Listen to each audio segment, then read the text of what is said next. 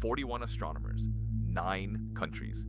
None had ever met, never traded an email or a single number, and every one of them, decoding the signal alone, drew the same face, the same tilted eye, the same scar through the brow, the same lips parted mid-breath. Elena Reyes stared at the sketches fanned across her desk and felt the floor quietly tilt beneath her. The signal had come from Andromeda, 2.5 million light years, a whisper that left home before humans existed. Whatever sent it looked out at a frozen, half-formed Earth, at ancestors who had not yet learned to speak. By the time it arrived, its makers were almost certainly dust. It began as a spike where there should be nothing, a narrowband tone, thin as a wire, drifting but structured, the one thing deep space never makes on its own. A team in the Atacama logged it first at 3 in the morning, when the desert sky was hard and clear and merciless. Nature shouts in broadband static. This one murmured on a single frequency, patient, deliberate. It was not the old wow signal from Sagittarius that flared once and vanished forever. This one stayed. It repeated. It seemed impossibly to be waiting to be read. No reply was possible. A round trip would take 5 million years. Anyone who answered would be dead 10 times over before the message left the solar system. There would be no conversation. The only prize left was meaning. So the teams stopped listening and started translating. But translate into what? A signal is only numbers until you guess its shape. How wide the picture, where each line should break. It's the old problem. How do you know the width of an image you have never seen? Everyone chose differently. Different math, different grids, different machines. In Cape Town, a graduate student folded the data into a raster and gasped. Out of the noise rose a face, human, almost, but not quite. She laughed it off. Pareidolia, she said. We see faces in clouds, in burnt toast, in a mountain on Mars. Nothing is really there. Elena agreed. She had built her whole career on doubt. Show her a miracle, and she would show you a coincidence. She flew to the conference, ready to dismantle the whole hysteria with a single word she had used 1,000 times before. Apophenia. The mind, inventing patterns. Then they laid the drawings on the table, 40 of them. Cape Town, Kyoto, Novosibirsk, a retired teacher with a backyard dish in Wales, different instruments, no contact between any of them, and the same eyes over and over, looking back up at her from the paper, and not vaguely the same. The left eye sat a fraction higher than the right. A thin scar split the right brow, curving toward the temple. The lips were parted, caught in the instant before a word. Every single drawing. Exactly the same. Down to the millimeter. Pareidolia gives you a face.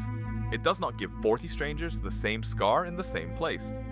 Elena opened her mouth to explain it away, and nothing came. Her argument died in her throat. Coincidence has limits, and this had sailed clean past every one of them. So they did what science demands. They verified.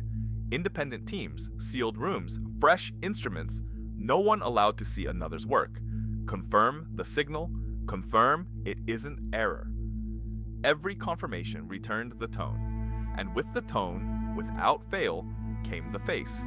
Again and again. The more they proved it wasn't a glitch, the more inescapable the face became. It was as if the verification itself were the trap. The harder they stared, the more certainly it stared back. Their entire method for finding truth was only feeding the thing they could not explain. 3 explanations lined the whiteboard.